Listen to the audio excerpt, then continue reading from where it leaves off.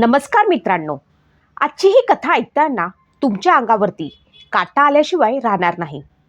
कारण ही कथा आहे एका अशा जागृत देवस्थानाची जिथे विज्ञानाचे नियम संपतात आणि फक्त श्रद्धेचा विजय होतो. ती कथा आहे एका नास्तिक बापाची, एका असहाय्य आईची आणि मृत्यूच्या दारात उभ्या असलेल्या एका लहान मुलाची, ज्याला काळूबाईच्या 5 लिंबांनी कसं जीवदान दिलं हे ऐकून तुम्हालाही काळूबाईवरचा विश्वास अधिक दृढ होईल. अशाच नवनवीन धार्मिक आणि पौराणिक कथा ऐकण्यासाठी चॅनलला सबस्क्राईब करा. कोकणातल्या एका छोट्याशा गावातून, जिथे निसर्गाच्या कुशीत महेश आणि त्याचं छोटेखानी कुटुंब राहत होतं. महेश हा तसा कष्टाळू माणूस, दिवसभर शेतात राबायचा आणि रात्री सुखाने झोपायचं. हेच त्याचं जीवन होतं.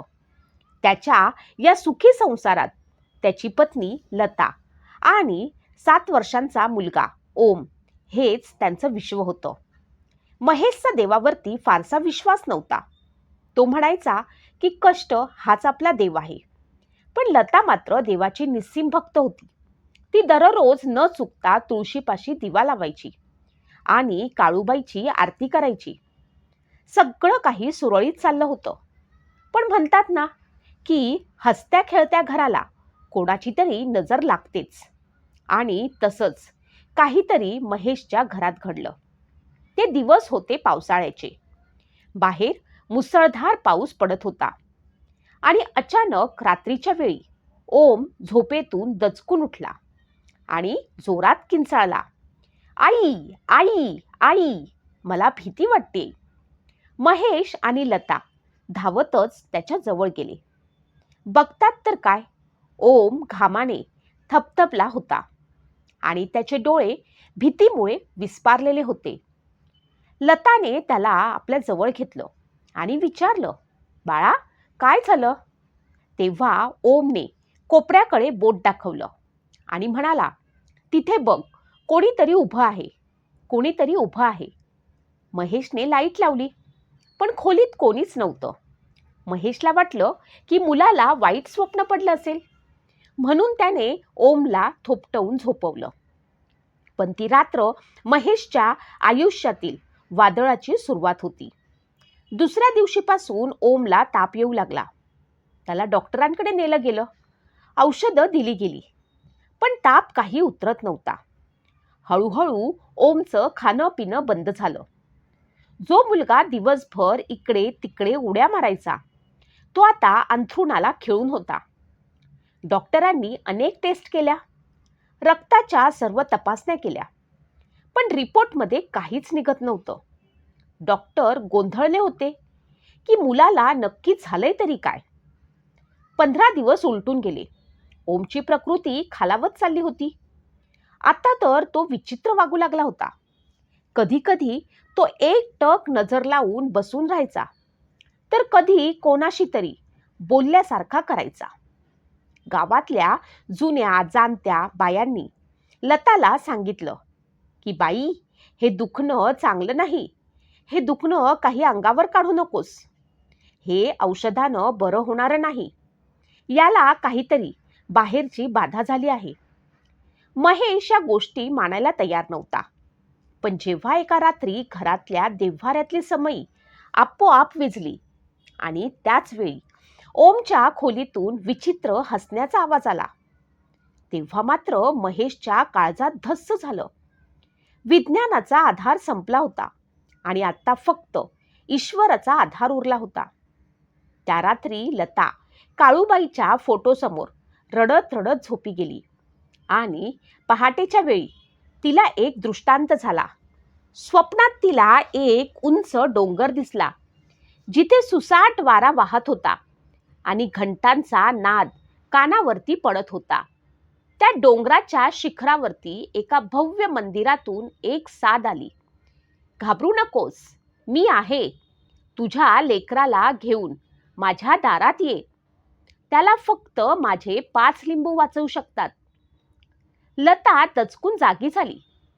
हे स्वप्न होतं की देवीचा आदेश, हे तिला काहीच कळलं नाही. पण तिच्या मनात एक आशेचा किरण जागा झाला होता. तिने सकाळीच महेशलाही सांगितलं. महेशचा आता नाईलाज होता. मुलासाठी तो काहीही करायला तयार होता आणि म्हणूनच त्याने ठरवलं की आपण मांढर देवीला जायचं. सामानाची बांधाबांध झाली आणि ते तिघे एका जीपमध्ये बसून साताऱ्याच्या दिशेने निघाले. कोकणातून वाईपर्यंतचा प्रवास तसा सुखाचा झाला. पण जसे ते वाईच्या पुढे घाटात शिरले तसं मात्र वातावरण बदलू लागलं. मांढर देवीचा घाट हा तसा धोकादायक आणि वळणावळणाचा रस्ता. दोन्ही बाजूला खोल दऱ्या आणि वरती दाट धुकं. जशी गाडी वर चढत होती तसा ओमची अस्वस्थता वाढत होती. तो गाडीतच विव्हळू लागला. महेशच्या मनात धाकधूक वाढली होती की आपण वेळेत पोहोचू की नाही. गाडी निम्म्या घाटात आली असेल आणि अचानक गाडीच्या इंजिनमधून जोरात आवाज आला आणि गाडी जागीच बंद पडली. ड्रायव्हरने उतरून पाहिलं तर गाडीचं इंजिन गरम झालं होतं. संध्याकाळचे 7 वाजले होते आणि अंधार पडायला सुरुवात झाली होती. त्या निर्जन घाटात मदतीला मात्र कोणीच नव्हतं. लताने ओमला छातीशी कवटाळलं आणि ती मनातल्या मनात काळूबाईचा धावा करू लागली. आई, आता आमची परीक्षा पाहू नकोस ग. आम्हाला तुझ्या चरणाशी येऊ दे. आई, आमची मदत कर ग. महेश हताश होऊन रस्त्याच्या कडेला बसला होता. तेवढ्यात अंधारात एक पांढऱ्या रंगाची गाडी त्यांच्या दिशेने आली.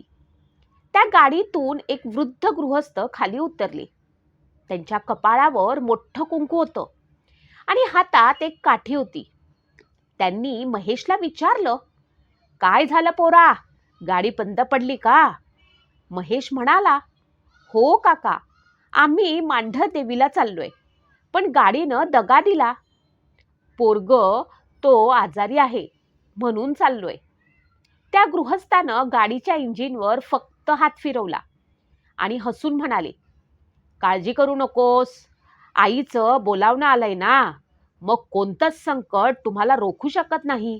जा, गाडी सुरू करा, गाडी सुरू होईल. ड्रायव्हरने चावी फिरवली आणि काय आश्चर्य, एका झटक्यात गाडी सुरू झाली. महेशने आभार मानण्यासाठी मागे वळून पाहिलं, पण तिथे तर कोणीच नव्हतं. ना ती गाडी, ना ते गृहस्थ. हा भास होता की साक्षात काळूबाईनं पाठवलेला दूत. हे कोणालाच कळलं नाही. पण या घटनेने महेशचा विश्वास जागा झाला होता. गाडी पुन्हा सुरू झाली. प्रवासाचा वेळ जावा म्हणून आणि मनाची भीती कमी व्हावी म्हणून लताने महेशला काळूबाईची गोष्ट सांगायला सुरुवात केली.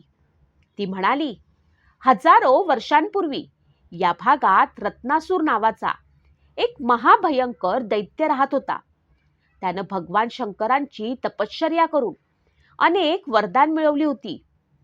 त्यामुळे तो उन्मत्त झाला होता. तो ऋषीमुनींना त्रास द्यायचा आणि सामान्य लोकांना लुटायचा. देवांनी भगवान शंकराकडे धाव घेतली आणि त्यांच्या अंशातून एक तेजस्वी शक्ती निर्माण झाली. ती म्हणजे काळूबाई. देवीनं उग्र रूप धारण करून रत्नासुराचा वध केला आणि या भूमीला त्याच्या जाचातून मुक्त केलं. ते स्थान म्हणजेच ही मांढर देवी. हे ऐकताना महेश भारावून गेला होता. थोड्याच वेळात ते गडावर पोचले. मंदिरात पोचताच एक वेगळंच चैतन्य जाणवलं. भंडाऱ्याचा सुगंध, गुलाल आणि काळूबाईच्या नावानं चांग भलं असा जयघोष. महेश ओमला कडेवर घेऊन गाभाऱ्यात गेला. पुजाऱ्यानं ओमची अवस्था पाहून त्यांना बोलावलं आणि 5 लिंबू दिले. त्यांनी सांगितलं, पहिलं लिंबू मुलाच्या अंगावरून उतरवून दूर फेकायचं, दुसरं दारावर बांधायचं, तिसऱ्याचा रस पाजायचा, चौथं देव्हारात ठेवायचं आणि 5वं उशीखाली ठेवायचं. ते तिघे घरी परतले. महेशने सगळं विधीप्रमाणे केलं. पहिलं लिंबू उतरवताच ओमचं शरीर थरथरलं. तिसऱ्या लिंबाचा रस दिल्यावरती तो शांत झोपला. ती रात्र शांत गेली.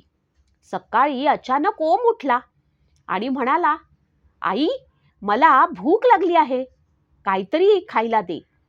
हे ऐकून लता थरारली. महेश धावत आला. ओम पूर्ण बरा झाला होता.